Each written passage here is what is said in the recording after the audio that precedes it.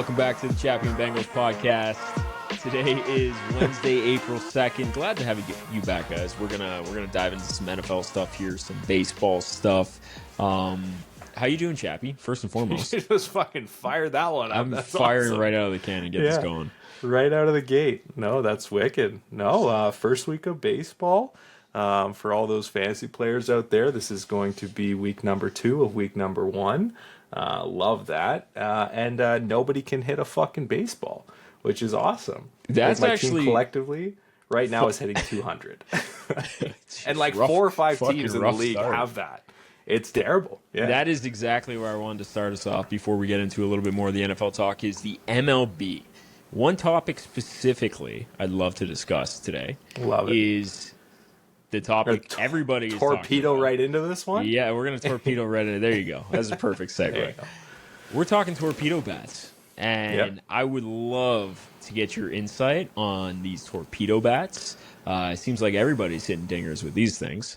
So I want to get the insights on what these are doing and the potential of some people saying they're going to be banned in the future, and what your thoughts are on the use of the torpedo bats here in the MLB. MLB, listen to the fans here. Listen to the fans on this one.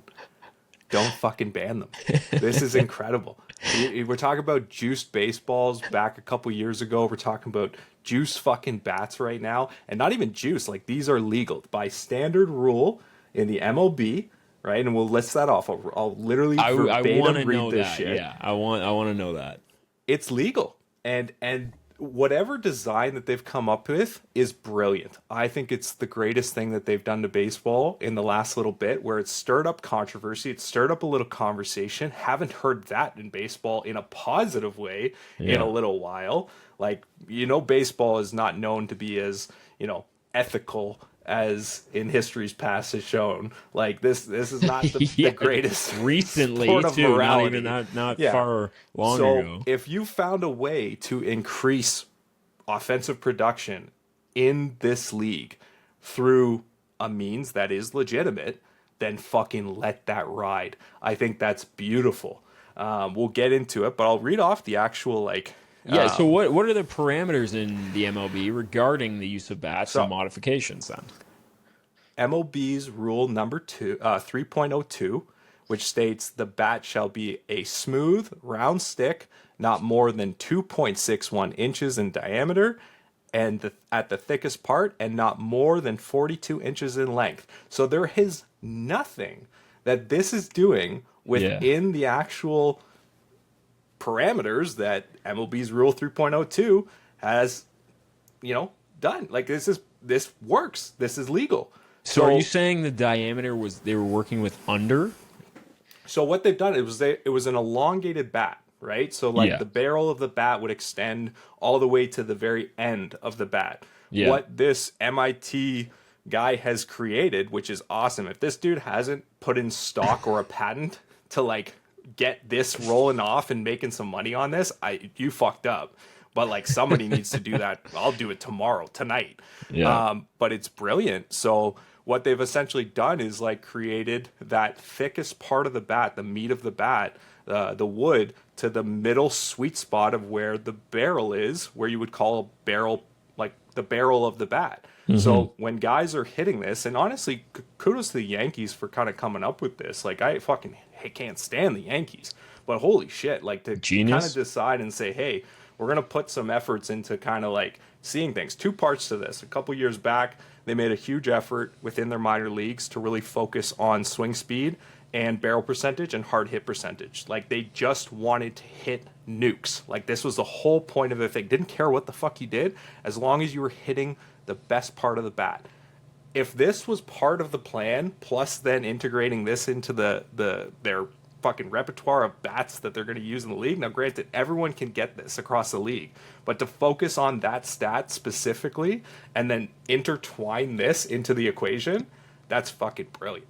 That's the greatest thing I've heard in a long while. And these guys are just hitting nukes to start the year. It is pretty wild. So the one thing I want to ask is, the Yankees were the team that started this, correct? They were the only team?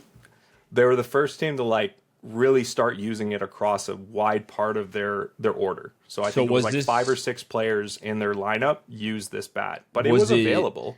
Was it introduced in preseason, like spring training? That's a good question. I'm not actually sure if they were using it in spring training. Did they save it towards the regular season? Yeah, I think, well, it kind of looks that way. I'm not sure if the players were like using it like at different points and it just didn't click that all players were using it at the same time. It was a good question, and we could definitely research into that, because if that's the case, it's even better. Like, they just kind of secret unleashed. Like, here we go. The next question is, have other teams and other players adopted the bats already? Yes. So you were just talking about it right before. Okay. The guy that you were mentioning on Cincy earlier, Ellie, that first game that Ellie had with that he was using a Torpedo bat. No way, dude. So, this is getting spicy. Oh, man. So you want to see offense in your league? I don't know. I think this is great. I fucking like it. Yeah, you can't ban that shit. Come on, man. Competitive advantage. This is genius. Get it going. And yeah, I guess you're taking the thickest part of the bat that was normally the tip, moving it to the sweet spot, essentially, and just using it's kind of like what they've done with, so like every part of the bat, they've just basically made the meat of the bat stronger. So in baseball, you learn as a hitter, label up. You learn that you're basically trying to hit it on the grain of the bat. What they've done is they've created a stronger part of that, right? Like in doing what they've done here, they've just kind of condensed that and made that grain, so to speak, even tighter.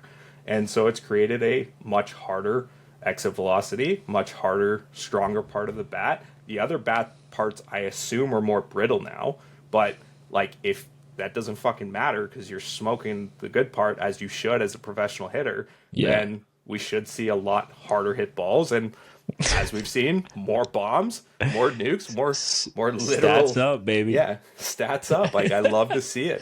It's honestly just a wicked part to kind of see. Now, a couple things else. So Matt Strom, Philadelphia Phillies relief pitcher, he had a little bit to say on it, and it sparked a little controversy. It was yesterday that he went on Twitter, and I'll read off the quote. "Let them use whatever bat they want. Let's just allow pitchers to use whatever hitters have in the on-deck circle and not check us like we are criminals every time we walk on or off the field. I'm just a pitcher, but I'm assuming better grip helps you swing harder." That is a fucking beautiful tweet. That is fantastic. And so if you don't know what he's talking about in the on-deck circle, sticky, right? Like the batters, they use wax, they get a better grip on the bat, helps them control things, helps them control their swing. What do pitchers have? Well, they used to a couple seasons ago, sticky tack, made them grip the ball better, made them throw more spin rate. Honestly, very, very tough to hit. But I would love to see the electricity between allowing them to have that as a sticky substance, and then these guys are hitting these with these bats. Let it fly. Let it fly. Let's see a battle of the best. And make it legal. Like, those are not PEDs. That's not any performance enhancing. That's just using tools within the leagues. Yeah, you know, I agree. Like, this wasn't banned before. No different than gloves in like football or anything like that. Like, you used to be able to, like, it was frowned upon, I will say that. Like, it's like sticky substance, so that's why you have the bag, the rosin bag, to like allow you to get a grip on the ball. This definitely elevates things as a pitcher. I will tell you that personally. It definitely does. Yeah. But it gives you an ability to counteract what these guys are being able to do. If they can't swing and make contact, then it would be awesome. So you have one guy that when he does make contact, he hits a bomb. The other guy wants to be able to get that guy out better, right? Yeah. And it's going to clearly have an impact on these guys' ERAs and their stat lines. 100%. There's a money factor here that they're thinking about. Yeah. I can see the entertainment value right now, and I do like that. This is some fire with fire here in the baseball world. We like it because we're just talking about baseball improving their game and the product that they have. It's been on the ascension here, and this is kind of adding to this element here. Yeah. Now, I want to know what you guys think. Put it in the chat below if you think the Torpedo bats should stay, and if you think the pitchers should also get their competitive advantage back as well, because that would be quite the show to watch. I would love it.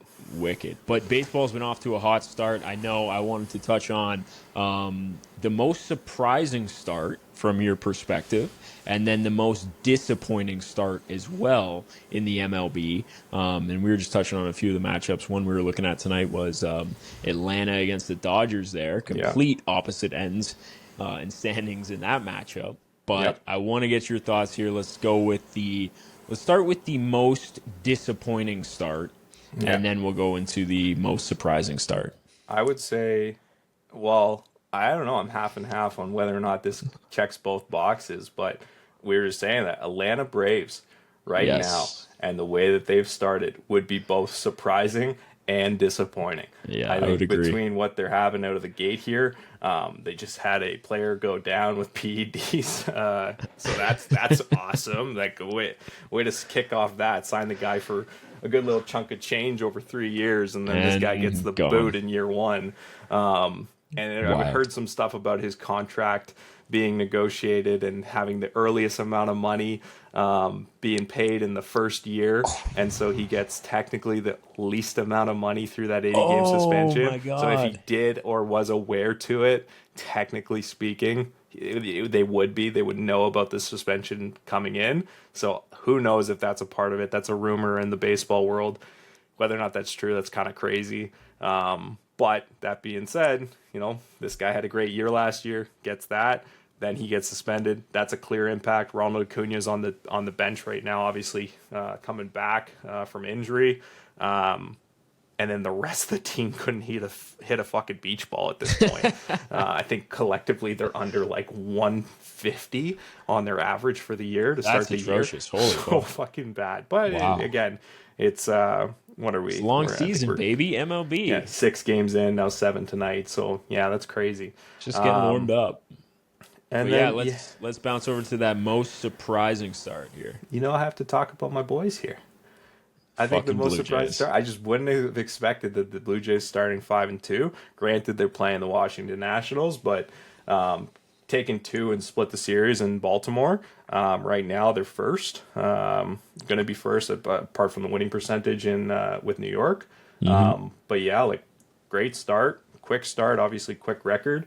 But they're looking kind of good. They're looking kind of collectively. Pitching's looking all right. Barrios got lit up the first game, but then came around the second game. So I'm curious to see what this team does, because I think they do have one of the best depth rotations in the league right now, and we'll see how it kind of pans out. But they got a lot of depth in batting too. So I'm gonna be very curious to see it. We got some contract years here. I think that can play out. Yes, I agree. Boston kind of kicking off right now is interesting at 2-4. So we'll see how that kind of pans out. But honestly, they have a lot of young guns. I know that they're still in that transition phase. I think that was a little bit too high for them. Expectations right out the gate for this year. Everyone kind of thought that they would take a bigger lead. Now with the Yankees doing what they're doing with the home runs and the power, we'll see how this all plays out. But I know they got ridden off very quickly last year, or this off season, when they lost Juan Soto. And it was kind of, I don't know if it was justly so. So we'll see how that kind of plays out. Right. But those would be my surprises of the year so far. Yeah, that's good. And I think with the narrative with the torpedo bats and stuff, just gives the opening of the season a little more juice, a little more rah-rah. Right. Yeah. So this is good stuff. So it'd be awesome to touch on this and see kind of how this plays out. All over the league now putting in these orders for these things, like it's going to make a difference. They didn't know about it, didn't touch on it. Like, to your point, was it there in spring training? I think it was partially, but the fact that this has ignited offense in the league, and it could just be an absolute nothing. It could be nothing. And who knows? The science of it suggests that there's something. We'll see if it actually comes through. But I love that all the players are putting in orders for them.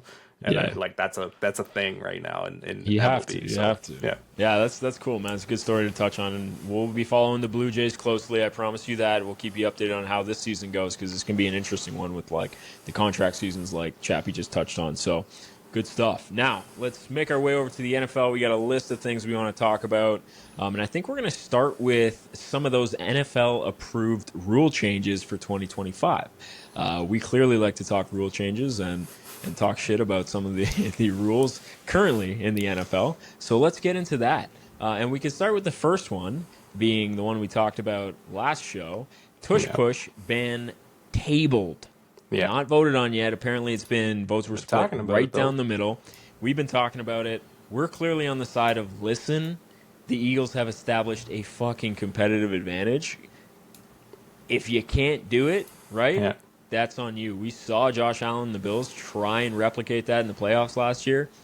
Probably why McDermott's coming out going, we want to ban that play because we just can't do it as well as the Eagles can. So I want to get your kind of thoughts again. I think we're just going to reiterate the fact that, like, I hope they don't. Come on. Yeah. I hope they don't. Like, I hope they just, like, someone comes to the table and says, like, listen, like figuratively, but, like, no, this is, if you want to be able to do it, build your offensive line, do what they did in Philly, make it so that you have strong trench play, and make it work. Like, make these guys roll and steam over a defensive line so that you can take advantage of this as well. Like, that just doesn't make any sense to then kind of kick it out the water.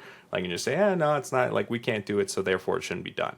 Like, no, it's like, if every team has the ability to try to get that into, like, a QB sneak, it's not like you're going to get a fucking first down every time with this. Like, it's shown a high percentage play, but it's not guaranteed. And it's one team. One team. If this was like a thing where it was causing problems across the league, that's a different story. You got one team that's clearly been the beneficiary of assembling a good roster, and they've utilized their strengths, and that's what they got. Quarterback to squat 600 pounds, legit, you'll be better.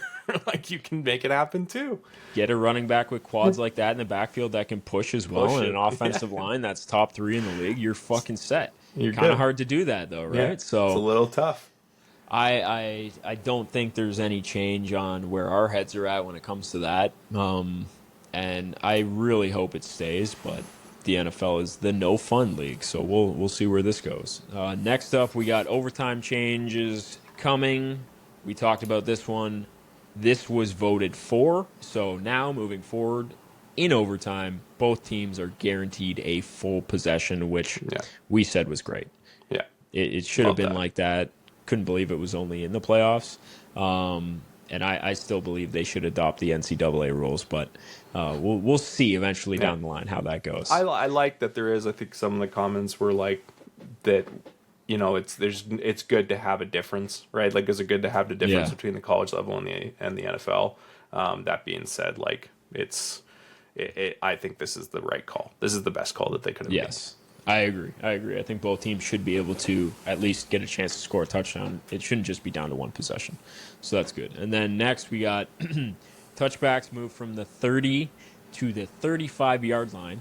So they have eliminated, well, we thought with what they're doing, they're trying to eliminate the kickoff as a whole. Now they're trying to get you to run the ball out a little bit more. So which way do you want it, NFL? Do you want the guys to run the ball out, or do you not want them to run the ball out? We just don't know anymore. Yeah. I don't think you guys do either. No, I don't think I think they're like, shit. That was pretty lame last year. Maybe we fucking put it back or make it so it's, you know, they have an opportunity or they get penalized to it. At that point, make it the 40-yard line.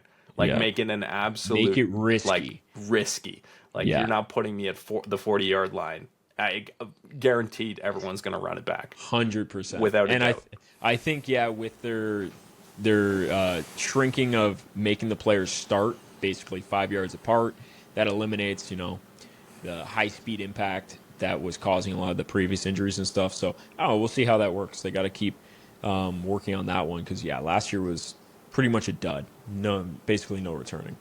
And then our next one was we have 5 new penalties that can be overturned by the booth. First one being hitting a defensive player or defenseless player, face mask calls, horse collar tackle, tripping, roughing, or running into the kicker. And the one I wanted to kind of touch on here was the face mask. Mm-hmm. And the reason this is important was because when I ask you, What was the problem with face mask calls last year, Chappie? No one fucking called them. Nope. Oh, yeah. Whoa. So it was because nobody called the face mask penalties. Yet the asterisk next to that rule is apparently the replay assist will not call penalties that weren't flagged on the field. Yeah. Only applies if a face mask penalty was thrown on the field and it wasn't actually a face mask. So tell me, Chappie, how are we correcting that rule right Sam now? Darnold's still getting fucked in this situation. Joe Burrow's still getting fucked with the face mask. Yeah. Same garbage. Lamar, so they haven't go done down anything. the list of players that got impacted by that last year. If you haven't paid attention to what the NFL is, they're a bunch of smoke and mirrors, and they throw out arbitrary shit like this, and they don't actually correct problems in the league. They just talk about it and then throw smoke screens and make you think they've made changes. Yeah. But here we go again, NFL. You can't get it right, man. You can't get it right. Pretty sad. Yeah, but I think that needs to be fixed, man. Like, we're going to go through the same shit. It's going to be the same shit. Oh, it's the same league. Yeah. Incredible. Nothing changed.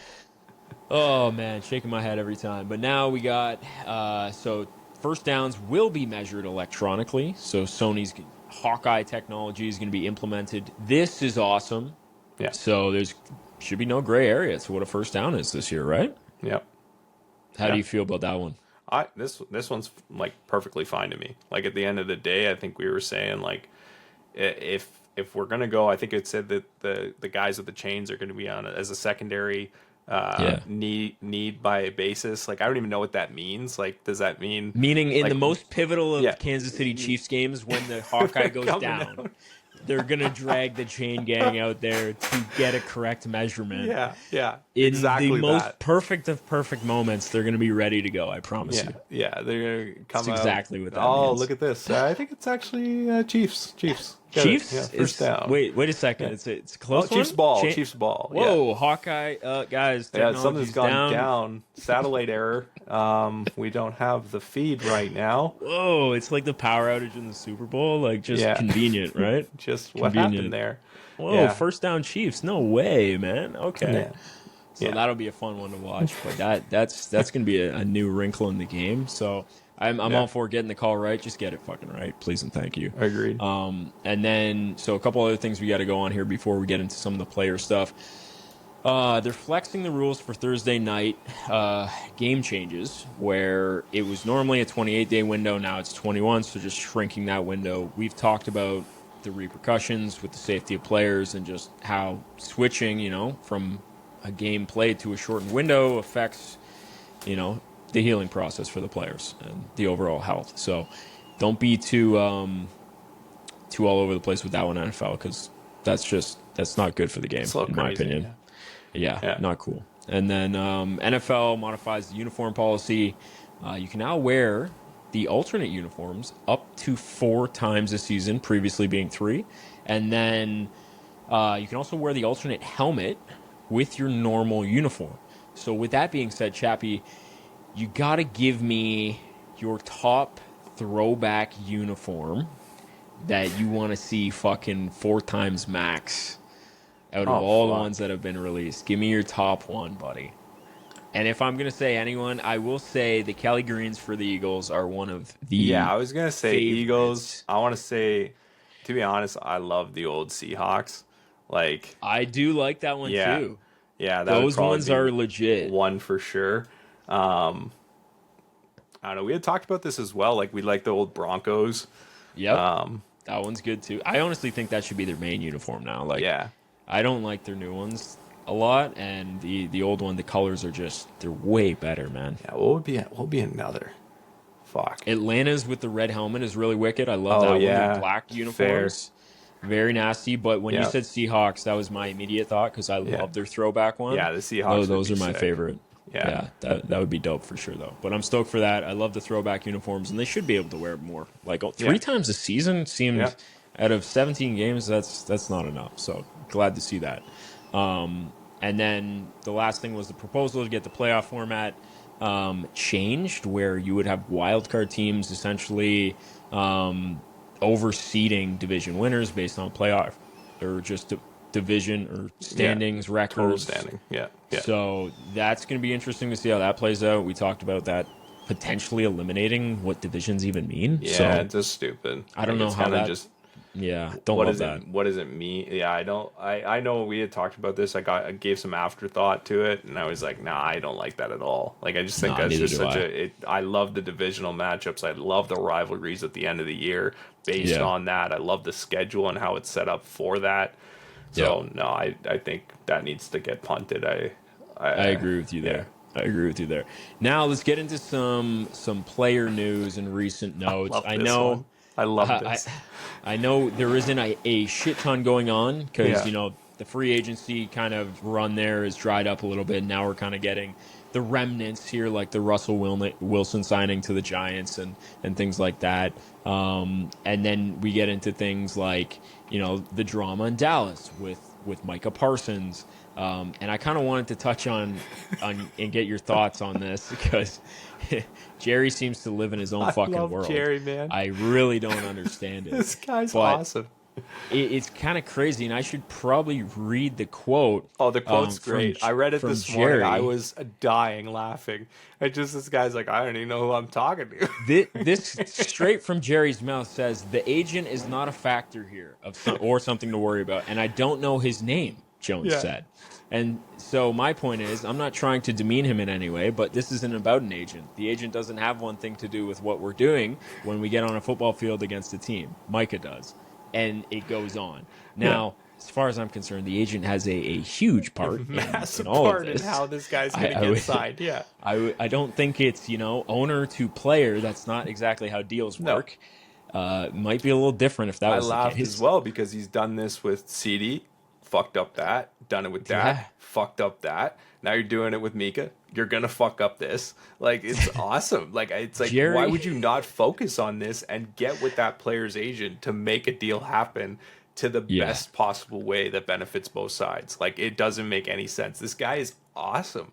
Like, he's gone, man. Like, I don't Jerry know, is like, senile Dallas at this fans, point. Yeah, I hope that's not the case, but Dallas fans have to be losing their fucking minds watching all of this just shit play out over the course of the last few years. And just it's been a shit show. Like, it just has not been a good, it's awful. Like, it's crazy to watch. I feel bad for Cowboys fans, and man, I mean, I don't even know if I'm going out on a limb by saying this, but I don't think you guys are winning much moving forward with this ownership at the helm. I don't. A lot of incompetence on that side. Jerry's in his own world, and it's really showing as of late. Well, we said Jerry world, right? Like, it's been there for a long while here. So it's delusional, crazy that it's just delusional. Just go out and get Aaron at this point, and then forget that you had Dak. Like, what's happening? Okay, now the other side of this coin. I wouldn't be shocked at that either. Yeah, that's very true. The other side of this coin I wanted to talk about is the Micah Parsons side, and I wanted to get your opinion on this because I have a strong opinion based on where players are right now with contracts and who should be paid what, and it's not taking anything away from Micah Parsons. He's a phenomenal player, but it says here star pass rusher Micah Parsons is expected to put pen to paper on a record-breaking deal that will make him the highest paid non-quarterback in NFL history at some point, right? So you're telling me that this guy is going to get more money than Jamar Chase, who just came off a record-breaking season, and deservedly so. He should be paid the highest amount as a non-quarterback. Do you think Micah Parsons is deserving of a contract of that height? Is it just because he's next in line and he's a standout talent? Like I said, amazing player. Yeah. But last year, as good as he was, I don't know if he was in any conversation of, the top three at his position. Yeah, that's fair. What warrants the fact that he should be the highest paid non-quarterback in the league? Just based off skill? Like, what I are would we say basing maybe that off? skill, maybe pressure rate. Like, he's definitely one of the highest, most consistent players in the league for a plethora of defensive stats, right? And has been there, like, especially since he's come into the league. So there is a level to which I think he's 25, right? That you come into the league, he's in his you're prime. able to He's drafted absolutely the same drive time as it. Jamar Chase. You're talking about, like, you know, what would be the value of Trey Hendrickson right now, right? And we're going to say 30 million, maybe he gets a little less, right? So because Miles is making what he made, Yeah. 40 mil a year Miles average, is- like exactly. which I thought was, of course, the Cleveland Browns. And he's they're 30. just like they're the ones. Cleveland steps into the table every time, and they're just like, we're gonna fuck up the market for all you guys right now. Watch us do this. And they go and they overpay players that are either too old or they suck, and they screw up the market. And then look what happens. Now you got guys like this asking for so much money, and it's kind of how it goes. But I want to say there's a lot of versatility as well, right? Like he is. There is. He's a fucking probably one of the most versatile players. Probably the most, right? So I think there is a lot of options with him that allow, you know, it begs towards that. But maybe I kind of agree with you, right? Where it's like, I don't think it's necessarily as one-dimensional as, like, Jamar's not one-dimensional by any means, but obviously he plays, you know, different parts in the offense. But then I think if you look at that versatility on the defensive side, Micah probably is that player for you, right? So that it begs the question whether or not that is. You have to game out, plan completely right? You for do, him. absolutely. So But my argument is not to say he wouldn't get paid a crazy amount of money, but to be the highest paid non-quarterback seems like a bit of a stretch for me personally. Yeah, it's gonna be half and half with that. All right, I think there's gonna be an element on the offensive side that you can argue is definitely impactful, but I think we just talked about it. The defensive side of the ball as well is like it can be a game changer, right? Like if you have a guy that can stop the offense in different ways, like we remember back to the Luke Kuechly days of like how much of a fucking difference maker it is to have someone like that on your team, and he was incredible, and just it's so big. So I would definitely say, like, there's a prime play here, there's a age play, there's a athleticism, freaking nature type of play here, and there's a massive versatility play. We'll kind of see, like, it more is to the money value of that contract compared to other players in that position, and I think that's where your argument would put itself, right? Like, I don't know if he's that much better than other comparable players in his position, and then take that same approach on offense with Jamar and what he's making, because that's a great question. I don't have a great answer, but I think versatility and what he does to defense is equal to that of what Jamar's putting on offense. I'll say that. I would agree. I'm just saying Jamar did that, like, fact. Jamar also just won, like, the fucking set records, like, you know what I mean? Triple like crown, did shit like that. Like, Micah didn't come out and set shit in any way last year. Yet, he wasn't. But he wasn't even like really talked about as being like a guy that was putting up those stats last year. He had a down year. Yeah, you're playing Dallas. You're going to make more money than you should. That's the other factor. Yeah, I guess that's kind of how it goes then, eh? Yeah. Which is, we'll see how this goes, because apparently you don't got to deal with the agents in Dallas, so deal's going to get done regardless. No, for sure. Hilarious. But so that's one player. Then we got another one, little controversy in Miami. I want to talk about Mr. Tyreek Hill. I think I'm going to be very vocal about the Miami Dolphins in the offseason, because it's pretty apparent what needs to be fixed. And to me, I actually think Tyreek Hill gone is addition by subtraction. I don't know what you think, but I'd love to get your thoughts on this. And if at this point you can get return for a 31-year-old wide receiver like Tyreek Hill, don't you do that? Yes, 1,000%. I think this is just like, it's like, listen, there's too many, like, off-field distractions, other shit that's happening now internally that have been impacted. That stunt at the end of the season with the media was as equal parts to just, we're done here. It should be. Like, that shouldn't have been, like, would take that same, this is what I would say. You take that same thing that happened with the 49ers last year, right? On the field, that shit got done quick. Yeah. Already, see you later. That same approach with your star player, so to speak, in Tyreek, and you don't have a similar bar of expectation to just cut it as it is, then that's an organizational failure, in my opinion. So if you're not going to be holding your players and your expectations of your team to that higher level to be like, no, we're not going to put up with shit like this, right? Yes. We talked about Shanahan and just the line that is always drawn there. Then it's like, yeah, don't fucking put up with bullshit drama if you don't have to with a guy that's clearly more focused on extracurricular bullshit than the game. And obviously all the talk that was coming out of that last year with, I'm going to be retiring at whatever age, and I'm going to do this, I'm going to be running, I'm still the fastest guy. Like, I'm better than Patrick Mahomes. Better than preseason talk. Patrick Mahomes. Yeah, like, no, it's at that point you're fodder to the cancer in your locker room. Like, absolutely, just get it out.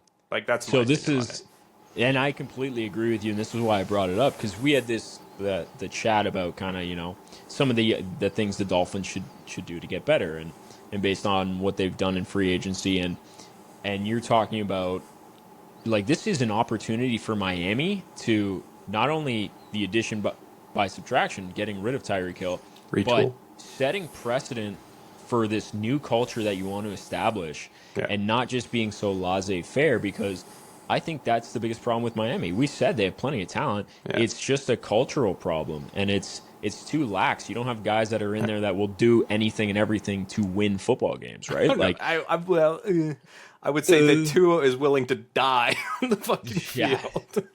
I don't know if that's a sign of intelligence or hey, just... that's passion, baby. Let me get out there. I don't really know what that is, but when you are in that state and you're doing the shit you're doing, that's another conversation that we can get into. That's wanting to win, all right. That's winning at all costs. So for me, at this point in time with Tyreek Hill, it's like, I think what's basically come to a head is the fact that he's realizing he only has X amount of time left in the league.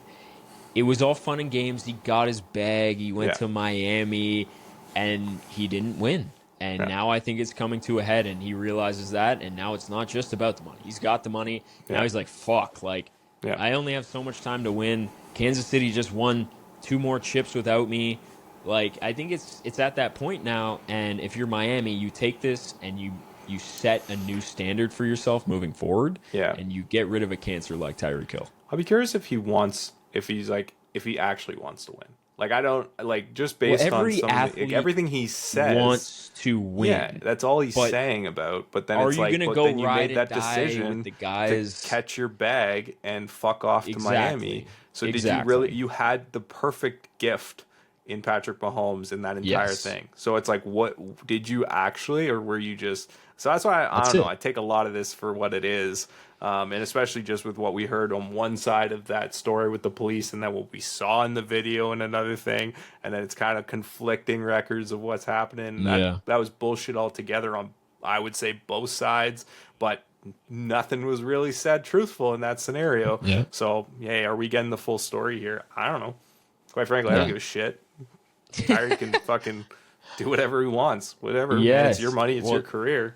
But that's what it seems like. Like, if I'm a Dolphins fan, I don't think you guys run this back. Sure, you guys would probably maybe make the playoffs, but it's like a one and done thing. This team, to me, like, and there's going to be a lot more we're going to touch on later on. Yeah, like down the line when we get into start talking about teams and what they need to do and building through the draft, and we'll touch on all these bases. But to me, it's just there's too much finesse on the team, and I think getting rid of a piece like that and then moving forward would just be, it'd be a lot better for them. And starting to utilize some of their other talent that they have, like a chain is amazing. You start utilizing him out of the backfield, and then you had if Waddle can stay healthy, things like that. And then you also had like the tight end play they got last year was amazing. They had other guys step up. Like, start utilizing those guys. Go out, find another receiver that can fill a void, and build other positions. So we'll get into more on that, but I would love to hear your thoughts. You guys want to just leave in the comments kind of what you think the Miami Dolphins should do. If you think, you know what, might as well, let's ship Tyreek Hill out of here and let's start to build somewhere else. and create new culture in this locker room, and try and get this Dolphins team back to winning ways. Or if you think, you know what, Tyreek's a big part of their offense, if he should stay, you guys let us know down in the comments. And then the last one here I wanted to touch on, Steelers owner essentially says Rodgers is headed in our direction. So just recently, he had a throwing session with DK Metcalf as of recent. I want to get your thoughts here because, I mean, fuck, at this point, if they don't sign Rodgers, they're quote unquote okay with going into the season with Mason Rudolph as their quarterback. What do you have to say about that, Chappy? Honestly, this is the greatest thing I think I've ever heard. Like oh, nice. I got Colby in the back losing her shit. We got the child in the background. Don't mind that, guys. Just a little child's play in the back. That's okay. She's clearly upset that the Steelers have to deal with this Rodgers stuff. Steelers fans, if this is not, how you guys are feeling right now with the quarterback situation. If you're not crying like a baby, then you're just, I don't know what you're doing. But the whole thing is just so wild to me between the situation with the throwing session, the fact that clearly, like, Rodgers is still going to do a thing. And honestly, maybe just with the defense of what that team was, it's funny. He's going to a team that has a great defense, right? He's basically. Can you even say that? Last year's defense wasn't even really great. They sucked near the end, but I think it was the offense that cost them, right? But I think at the end of the Steelers have always had a great defense. It's like the pinnacle of their organization, right? Like, it's what they do.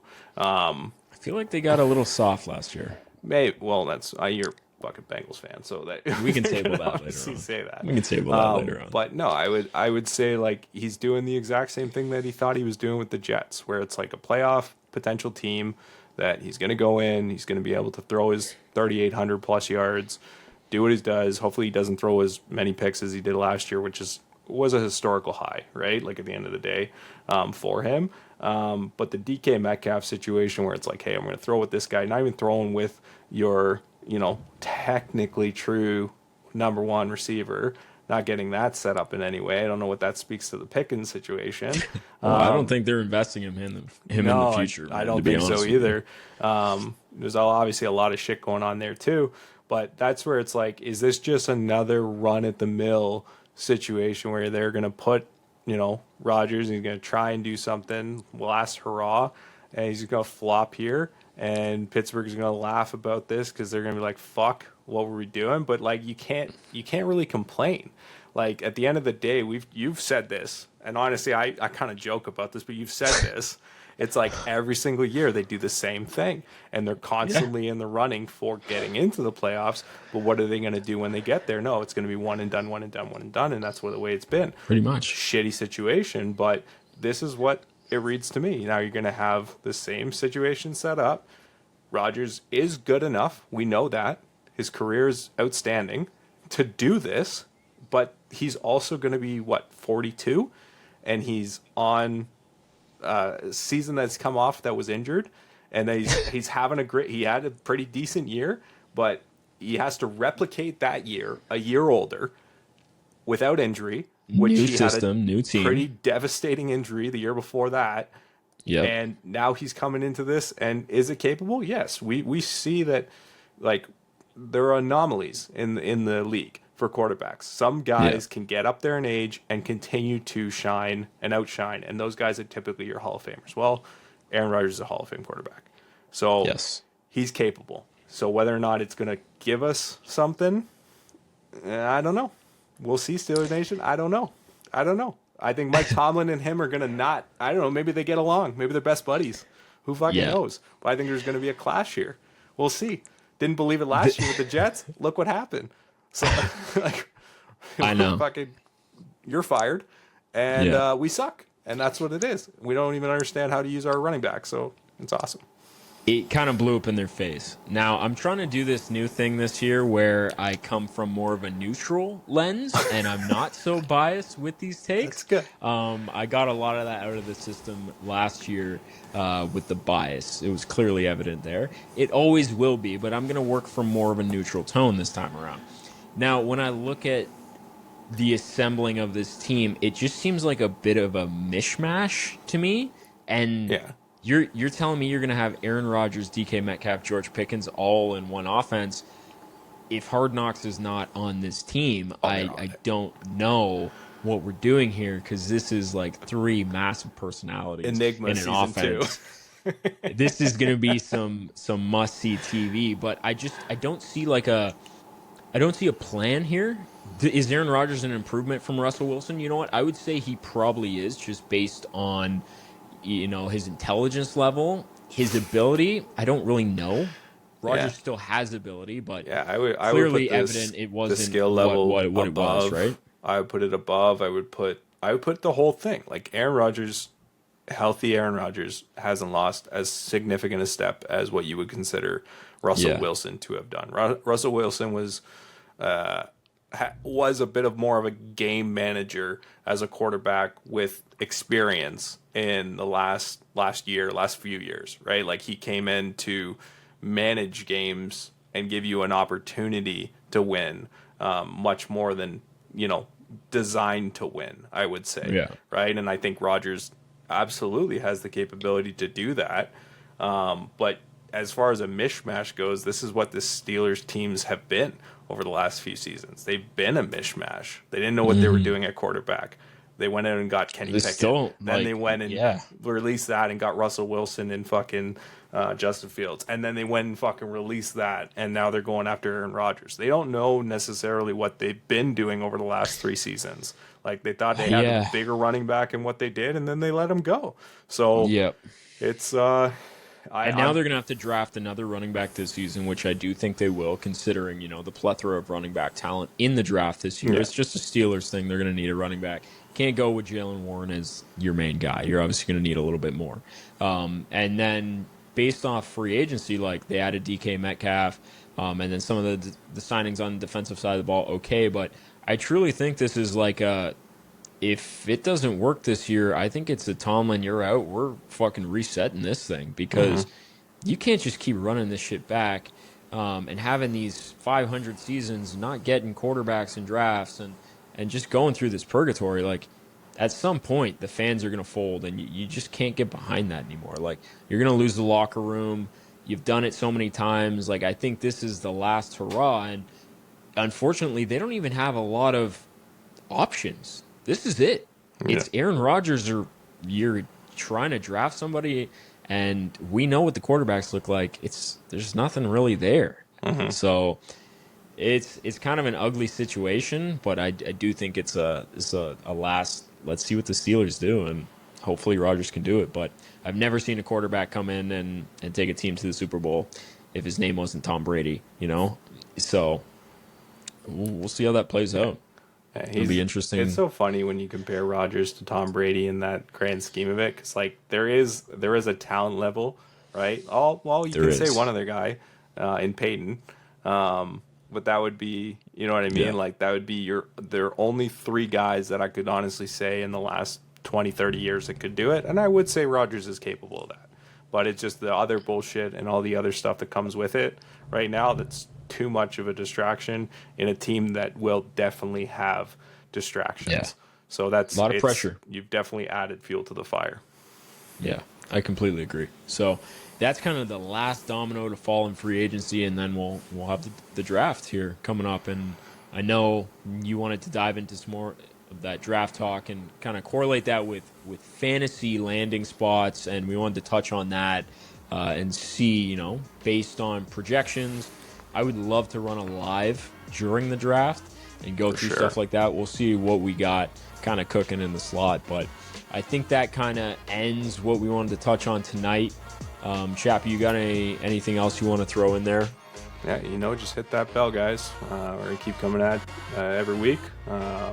Talking news, talking fantasy, talking impact. So hit that bell, subscribe, keep with us. 100%. That's it. Appreciate you guys tuning in once again. Really do. Hit the bell. Give us a follow. Give us a like. Give us a share. Really helps us out, and we'll keep getting that content out for you guys. All right. Appreciate it. We'll see you guys on the next episode. Chappy and Bengals out. Easy.